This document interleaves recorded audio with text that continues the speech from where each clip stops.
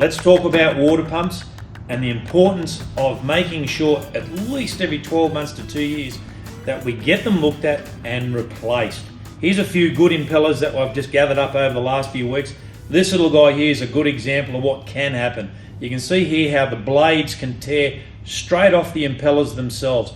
Once the impellers start to lose their blades, these will actually get sucked up into the water tube, up into the top part of the engine and cause overheating issues. You can see here, that's a water pump housing. There's the impeller loaded up. The blades are all loaded up.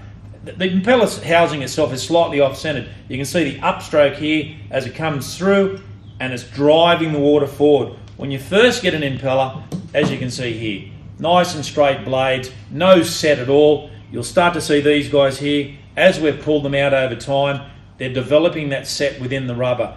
The key importance is to make sure that you get them replaced. They're only made of rubber. They're not something that's made out of brass. It's a consumable based item.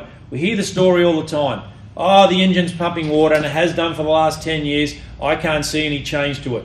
It's a rubber impeller. For what it costs, to the cost of the engine, it's well worth looking after. The other thing is, if we don't get the gearbox off in those first few years, there's every opportunity that the gearbox itself will seize on and it will not be able to be removed. Remember, keep your eye on your water pump. You start to see impellers with no blades, lack of water flow, it needs to be serviced. Be mindful, every 12 months, no further than 2 years.